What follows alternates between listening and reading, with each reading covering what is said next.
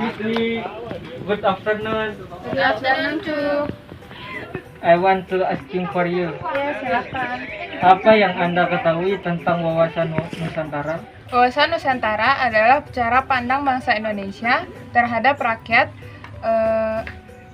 bangsa, dan wilayah negara kesatuan Republik Indonesia yang meliputi darat, laut, dan udara di atasnya sebagai satu kesatuan politik, ekonomi, sosial, budaya, dan pertahanan keamanan.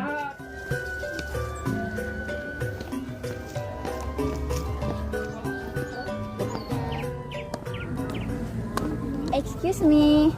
Good afternoon. Good afternoon too. I want asking for you. What is unsur-unsur dasar dan asas wawasan Nusantara? Unsur-unsur dasar wawasan Nusantara itu ada 3. Di antaranya itu ada wadah atau kontur, ada isi atau konten, dan ada tata laku atau conduct. What is contour, content, and conduct?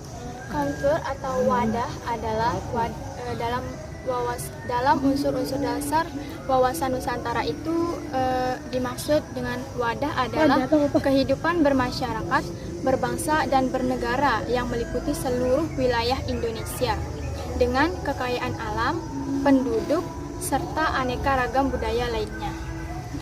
Nah, sedangkan aspek wawasan Nusantara itu terdiri atas keadilan, kejujuran, solidaritas, kerjasama, dan kepentingan atau tujuan yang sama.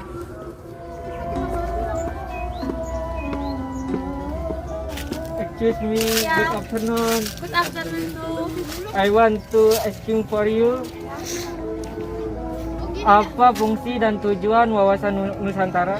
Kalau fungsi dari wawasan Nusantara itu sebagai motivasi, dorongan, pedoman, dan rambu-rambu dalam segala melaksanakan kebijakan atau tindakan penyelenggaraan negara, baik di tingkat pusat maupun di tingkat daerah.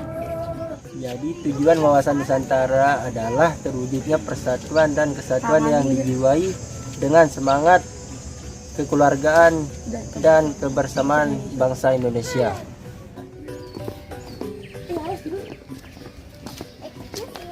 Good afternoon. Good afternoon too.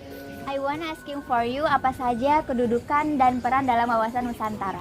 Nah, jadi peran wawasan Nusantara itu ada 4, yaitu mewujudkan serta memelihara persatuan dan kesatuan yang serasi dan selaras dalam segala aspek kehidupan nasional, menumbuhkan rasa tanggung jawab atas pemanfaatan lingkungan, menegakkan kekuasaan guna melindungi kepentingan nasional, dan merentang hubungan internasional dalam upaya ikut melaksanakan ketertiban dunia.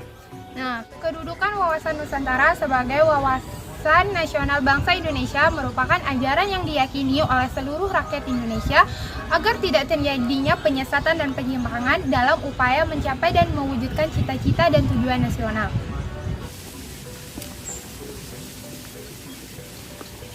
Excuse me. Good afternoon. Good afternoon too. I want to asking for you. Apa saja aspek-aspek yang ada dalam wawasan Nusantara? Aspek-aspek yang ada di wawasan Nusantara, saya bakal sebutkannya Trigatra. Trigatra itu adalah aspek-aspek yang terdiri dari aspek geografi, aspek sumber kekayaan alam, dan aspek demografi atau kependudukan. Yang pertama, aspek geografi.